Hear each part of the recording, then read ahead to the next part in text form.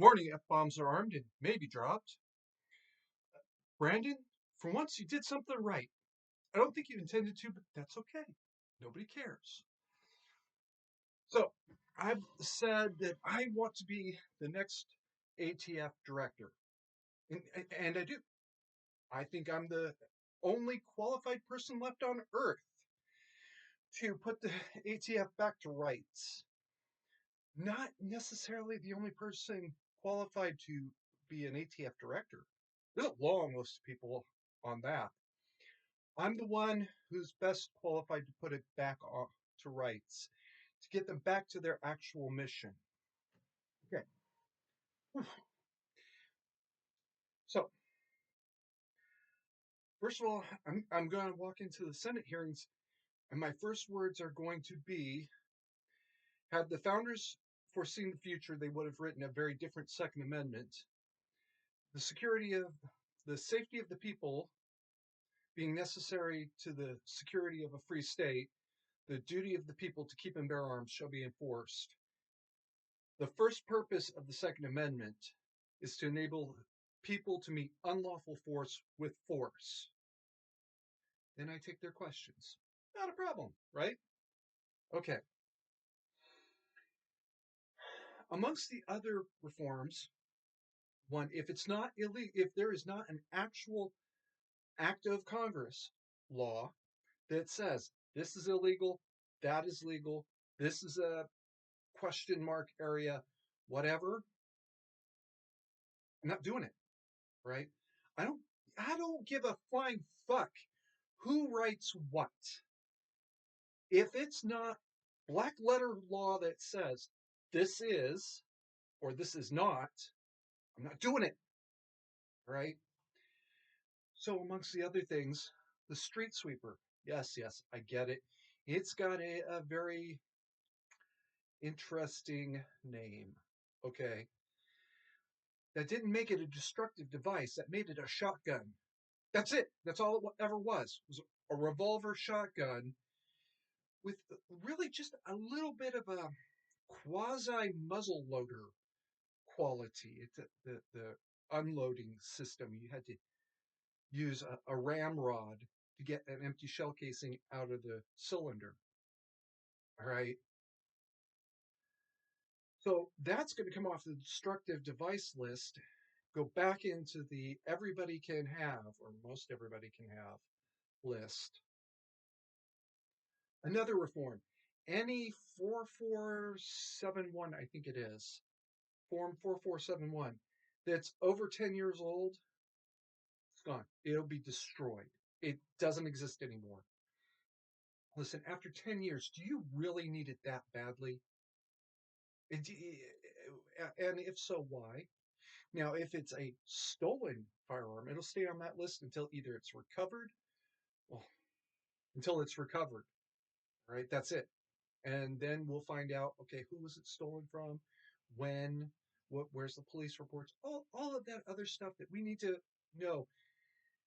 How this gun ended up involved in something where we recovered it, that's a totally separate subject because this is a stolen firearm. My ex-wife stole a couple of my guns during the divorce, right?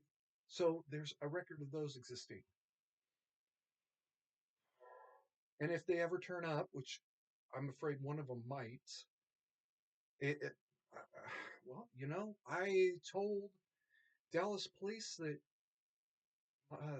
my wife wasn't letting me into the house and was not allowing me to recover the guns. Now what? Moving on past that for a moment. The Most people don't understand this. When the bump stock thing first came along, this is 2017, I think it was, just after the Las Vegas shooting, there were five types of bump stocks out there. I can't remember if it was two passed muster and three didn't, or three passed muster and two didn't. Doesn't matter. One way or the other. The ones that did pass muster, after the Las Vegas shooting, there was an executive order signed by Donald Trump, saying take the take the bump stocks. They're illegal now. Well, okay, no, I won't do it. I'm not going to sit there and rewrite this federal law some creative way that makes it a machine gun, which is where the direction they were going. But moving on past that for a second, um, right now there's a big fight about home built guns, 80%, right? Frame or receiver rule. That's a Biden era executive order. And no, you want me to say that this is a firearm, you need to go to Congress and get them to redefine it. And at that point, there's nothing anybody could do, right? I don't care who you want in that position. You know, there's nothing they could do. That's just the way it is. Okay, fine. And then I will do the thing. But amongst other things, I'm going to go to those home built gun companies and get a consent decree. Consent decree is basically a courthouse contract that says one side is going to do one thing, the other side is going to do another thing, and we're not going to cross these lines again. I'm going to have actual attorneys. I'm not an attorney, right?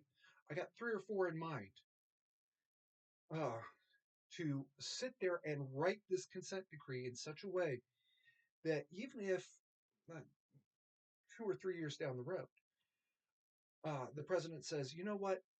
I don't like that consent decree. I want it reversed. I want you to go to the courthouse. I want you to get it invalidated.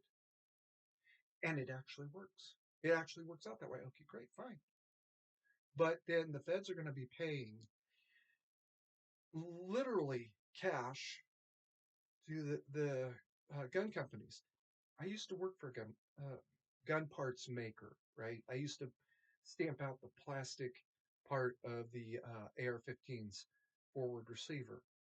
We had this boom, ridiculous, like 12 hours a day, 7 days a week at one point.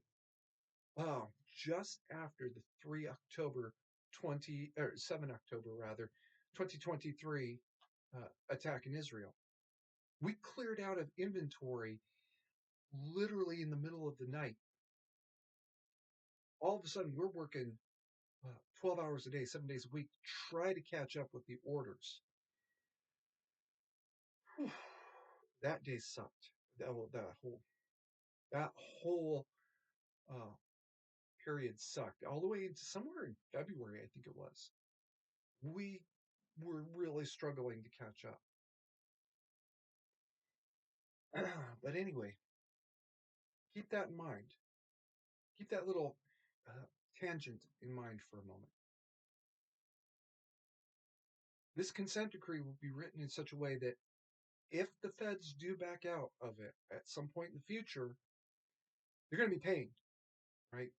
My thought is all legal costs before and after related to this consent decree, because the companies aren't going to just roll over and take it, right? We signed this in good faith. We expected you to keep it in good faith. You're breaking that good faith. So now here we are. We're back in court fighting it. And the feds will be on the hook for all legal fees. Regardless of the outcome, the feds will have to pay for the attorneys, for the expert witnesses, for the testing, for all of those legal fees that is part of it. And this could go on for 10, 15 years, right? From the first filing by, Joe's gun company to final decision by the Supreme Court, yeah, this or that. I can't even tell you where it'll go from there, but they'll still have to pay for all of that, even if they won. The feds will have to pay for all of that, even if they win the final decision at the Supreme Court. That's great. Plus, they'll have to pay for 10 years gross earnings anticipated to be lost for all affected companies, all affected parties, excuse me. Remember what I was saying a moment ago about the company I used to work for?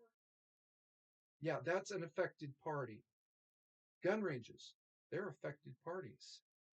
Um, ammunition manufacturers, they're an affected party. Pause. 99% of the ammunition out there uses brass. So brass companies, are they an affected party? Well, if you don't sell it to the gun company, you're going to sell it to somebody else. Are they still an affected party? Maybe they can make that argument. I and if they do, great, good for them. I don't give a shit. I really don't. It's not my problem. It'll be the problem of the president that says, I'm signing that executive order that I want the guns, this, that, or something else. Doesn't even matter what something else was.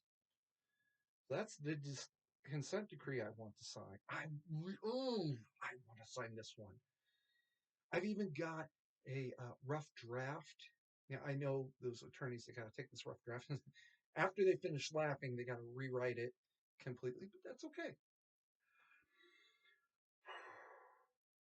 And Brandon, for once you did something right, good for you. I will also make the ATF the primary safety and standards company, or agency rather. All right. So what Brandon did right was to say that some woman wasn't Alec Baldwin, right? Alec Baldwin shot and killed assistant cameraman uh, down in Arizona, and he beat the rap. Well, yeah, he beat the rap because he should have, because of the way Hollywood's firearm safety rules are written. Let me tell you about the Hollywood firearm safety rules. Back in the 1950s or so, and maybe it was the 60s. I don't care.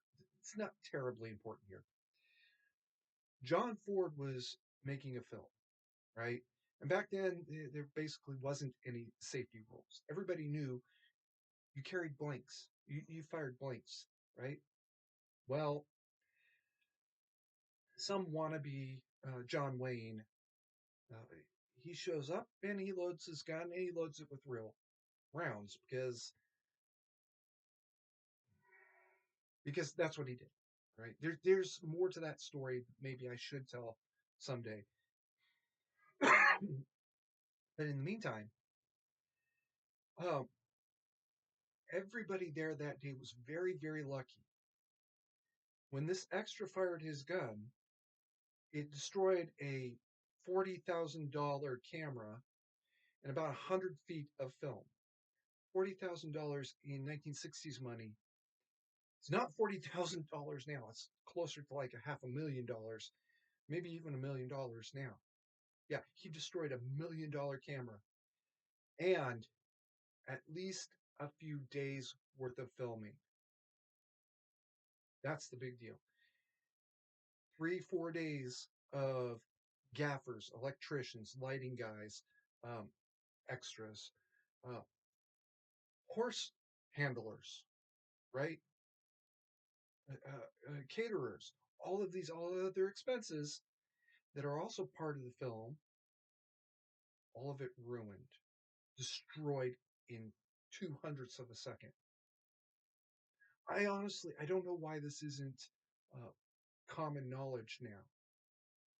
But at any rate, after that, Hollywood came up with new rules for on-site gun safety. One of them was one person would handle the firearm, one person would load the weapon, and nobody else was authorized to touch that gun in any way, shape, or form. You do not load your own gun anymore. You do not check your gun. You do not anything. You trust the armorer. That's the word they chose. A stupid word considering, but we'll move on past that for the moment. Oh, to have correctly loaded the gun.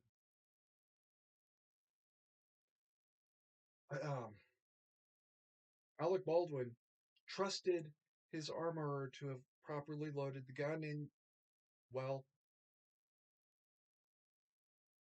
that's not what happened, is it? So I will, and if it requires court action, right? I'm down. I'm ready for that. That the various gun related companies will have safety standards. We might let them come up with it, but then we have to approve it. Okay, this, yes, yes, nope, yeah, yeah, yeah, nope. We need to talk about this. I like this. I like what you did here. I'm not so sure about. Oh, okay. No, it's not going to be like that, right? It's actually, and if I have to sit there all night, every night for a couple of years, drinking coffee and reading these things personally all day, every day, okay, fine. Again, I'm down. In the context of Hollywood and Broadway, most people don't realize Broadway follows those same rules that got Hutchins killed. One person handles the firearm. One person handles the ammunition. They are stored completely separately and locked separately. If you have to have two trailers on set, you have to have two trailers on set. I don't care. If you have to have two lockers backstage, you have to have two lockers backstage. I don't care.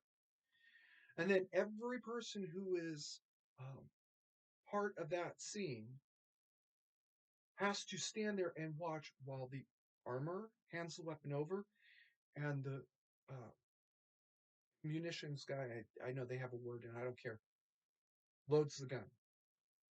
The armorer watches the gun be loaded. The actor who's going to be handling the gun, the shooter, has to watch the gun be loaded.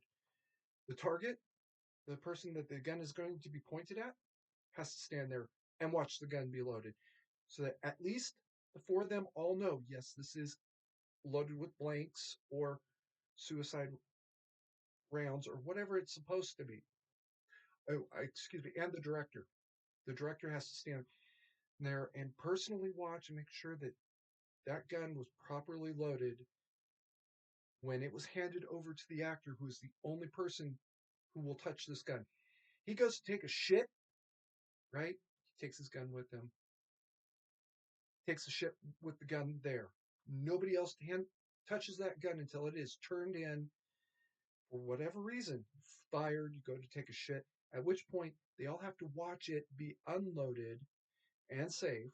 Saved means with a locking mechanism. Even if it's just a cheap ass uh, um,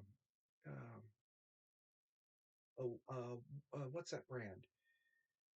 VA has these cable locks that sit around their facilities all over the place for child safety. Even if it's just that, no problem. It's a safety lock. Weapon is empty. It is safe. You can go do whatever. You're fired. You could take a shit. Um, we're knocking off for the end of the day. Whatever. I don't care. Doesn't matter. It really doesn't matter to me. Any firearm that's not supposed to be fired, it's supposed to say holstered the entire shoot, will either be loaded with snap caps, uh, chamber load with snap caps for semi-autos and autos, or plugged, mostly for black powder revolvers, right? Something that anybody can just check and say, oh, yep, this gun really was empty, and it's supposed to be empty. Or just a non-gun.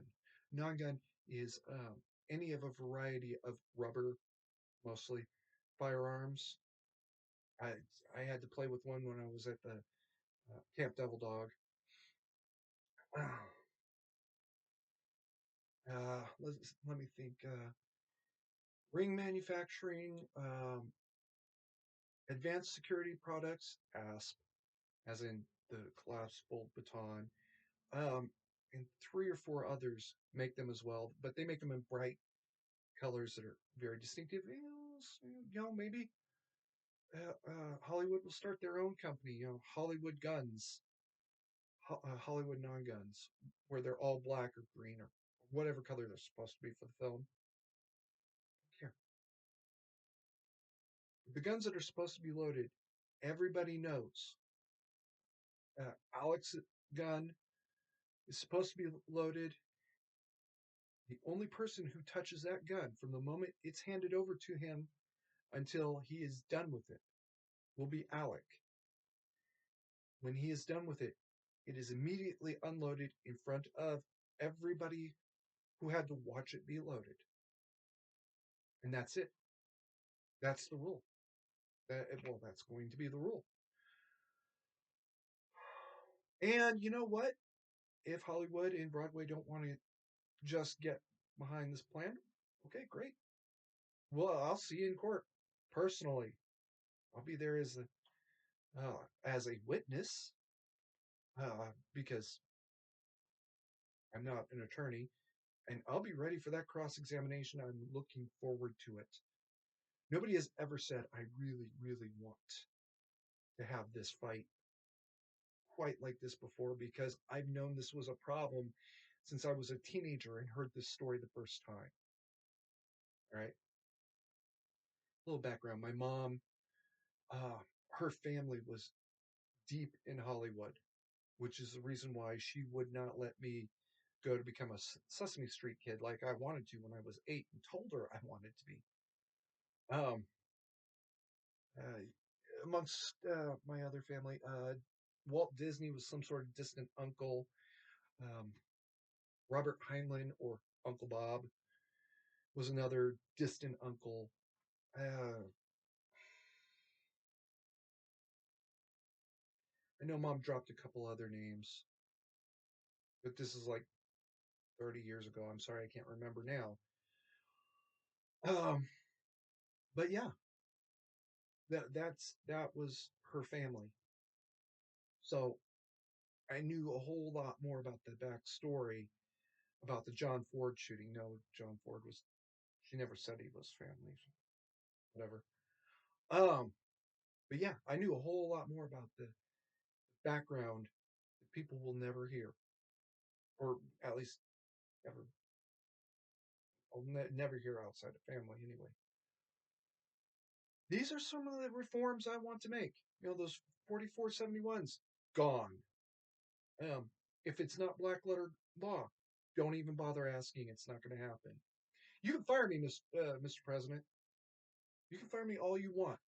I'll be in the court to testify for the gun companies about why I didn't obey this executive order. I'll also be in front of Congress testifying about why I didn't obey this executive order. I will be making a point of it to fight that battle. Um, Getting safety standards somewhere where it's within some sort of reality. Most people don't understand gun safety regulations in industries rarely follow reality, right? The only ones that do is law enforcement. That's true. And sometimes even they, you know, departmental policy says your long arm is to be carried with an empty chamber. Oh, well, uh, uh, that's a battle for later, right? I should be the next ATF director, and this is why. I understand the uh, purpose of the Second Amendment. I understand the history of the Second Amendment. It has nothing to do with the revolution, right? Or more to the point, revolution was a symptom of the disease that the Second Amendment was supposed to correct. And no, it wasn't about tyrannical government. It was about things that happened previous to the the revolution, right? I don't want to give you all a spoiler for my Senate confirmation hearings, But no, it had nothing to do with the revolution. Revolution had happened or not, we'd still have a Second Amendment. Oh, most people don't realize that because we have a ancestral memory that most of you have forgotten, and that's okay. I do know mandatory carry for director of the ATF or bust. Nobody else could really put that agency back on track. Or if you can name them, I'd love to hear it. Keep calm and mandatory carry on.